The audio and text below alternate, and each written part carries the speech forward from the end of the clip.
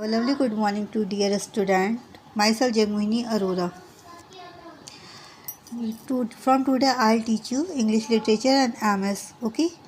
Your fourth chapter has taught by Khushbu Chaudhary ma'am, but 2 poems are left. So those poems I'll teach you. Your first poem is Wandering Singers. Okay. Wandering Singers. This poem has written by Sarojini Naidu, the greatest poet who is known as the Nightingale of India. In this poem, the poet described their wandering as their response to the call of the wind. The romantic way of life shows their attitude to life. They see the whole world as their home, with no difference between forest, the wild, and the street, the civilized.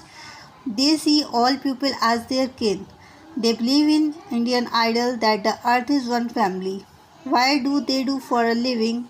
They visit villages where they are welcome, sing folk songs of stories from ancient epics and legends, stories about the valor of kings and the beauty of women, about places they have lost their glory, etc.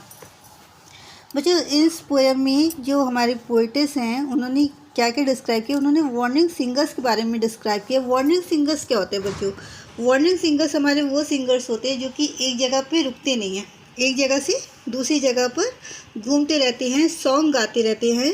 और वो song किस किस के गाते हैं? वो बहुत सारी चीज़ों के सॉन्ग गाते हैं। जब वॉइस ऑफ विंड चलती है, उनको कॉल करती है, तो वो एक जगह से दूसरी जगह घूमते रहते हैं। In the first para, when the voice of the wind calls our wandering feet through echoing forest and echoing state, with lures in our hands, our singing we roam. All men are our kindred, the world is our home.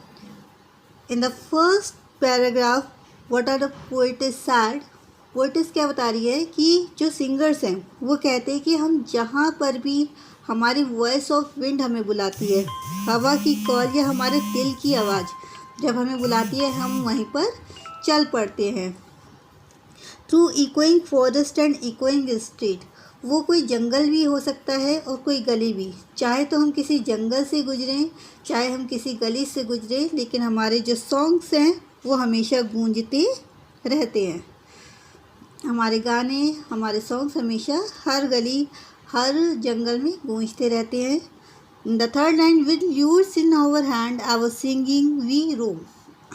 ल्यूर्स means होता है बच्चों एक तारा। ये एक musical instrument होता है जिसे हम हिंदी में बोलते हैं एक तारा। एक तारा नाम का म्यूज़िकल इंस्ट्रूमेंट लेकर सिंगर्स घूमते हुए गाते रहते हैं। All man our kindred, the world is our home. All man our kindred, वो सभी लोगों को अपनी संबंधी मानते, अपने रिलेटिव्स मानते, उनके लिए कोई भी पराया नहीं है। वो जिस जगह जाते हैं उसी को अपने घर बना लेते, पूरा संसार उनका घर होता है। और हर एक इंसान जहाँ पर वो रुकती है, जो उनके सॉन्ग सुनते हैं, वो उनके रिलेटिव्स की तरह होते हैं। वो हर एक इंसान को अपना मानते, अपना रिलेटिव्स मानते और पूरे संसार को अपना घर मानते हैं। In the second paragraph, our leaves are of cities whose luster is shared, the laughter and beauty of women long dead, the sword of old battles, the crown of old kings, and happy and simple and sorrowful things. Singers कहते हैं कि हमारे जो songs है उसमें ऐसे शहरों की बातें होती हैं जिनकी शान और शौकत अब ख़त्म हो चुकी है। वो शहर जिनकी लस्टर शेड का मतलब है बच्चों कि जो पुराने राजा महाराजा थे उनकी जो शान और शौकत थी वो अब ख़त्म हो चुकी है, यानी कि वो राजा अब नहीं रहे। The laughter and the beauty of women long dead, यहाँ पे laughter and beauty of women, उन वुमेन्स की बात करी जा रही है जो कि राजा की बीवियाँ थी, उनकी वाइफ्स थी। बड़े बड़े जो राजा महाराजा थे उनकी जो वाइफ्स थी, उनकी सुंदरता, उनकी हंसी अब नहीं रही, वो मर चुकी है। क्या मर चुकी है? राजाओं की रानियां जो थी उनकी हंसी और उनकी खूबसूरती अब नहीं रही। लॉन्ग डेड का मतलब है कि वो मर चुकी। क्यों? क्योंकि जो बड़े बड़े युद्ध हुए उनमें जो राजा थे वो मारे गए और वो विधवा हो गई। The sword of old battles, the crown of old Kings, हम गाने गाते हैं किनकी? पुराने युद्ध के, जो पुरानी लड़ाइयाँ हुई, बड़े बड़े राजाओं ने पराक्रम के साथ लड़ी, the crown of old Kings, पुराने राजाओं की जो पराक्रम थी, जो वीरता के साथ उन्होंने युद्ध लड़े, हम उसके सॉन्ग गाते हैं। And happy and simple and sorrowful things, हम हर खुशी की गीत गाते हैं, हर सिंप्लिसिटी की गीत गाते हैं, और हमारे गीत दुख भरे भी होते हैं।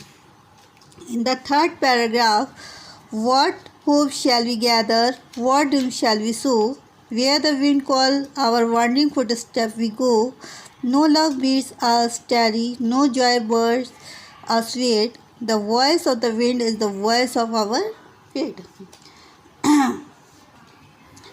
इस लाइन में वो क्या कहते हैं कि कहते हैं हम उन लोगों जो लोग सपने देखते हैं, हम उनके सॉन्ग भी गाते हैं, हमारी सॉन्ग के माध्यम से हम उनके ड्रीम्स को गाते हैं, जहाँ हमारे कदम ले जाते हैं हम वहीं पे चल पड़ते हैं।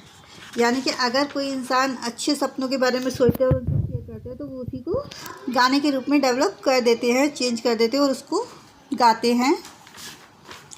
और जहाँ पर भी वो इकट्ठे हो जाते हैं वहीं पर वो बैठ के गाने लगते हैं।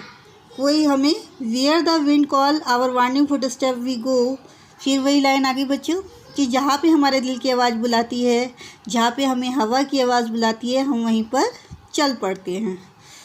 In the third line, no love bids us tarry, no joy bids us wait, कोई हमें कितना भी प्यार करे हम रुक नहीं सकते, कोई भी खुशी हमें रोक नहीं सकती, है ना। कोई भी खुशी कहीं पर जाते हैं लोग बहुत खुश हो जाते हैं उनके आने से, और लोग चाहते हैं कि वो लोग रुके, लेकिन जो ये वॉन्डरिंग सिंगर्स है ये कभी भी एक जगह पर रुकते नहीं हैं। चाहे कोई उन्हें कितना भी प्यार दे, कितनी भी खुशी दे, वो रुक नहीं सकते। In the last line, the voice of the wind is the voice of our fate, जो विंड की आवाज़ है या हमारे दिल की आवाज़ है वही हमारी किस्मत है। हम पूरी ज़िंदगी चलते हैं और हमेशा चलते रहेंगे।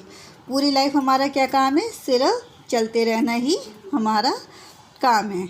ये वॉर्निंग सिंगर्स की poem, your poem has over now.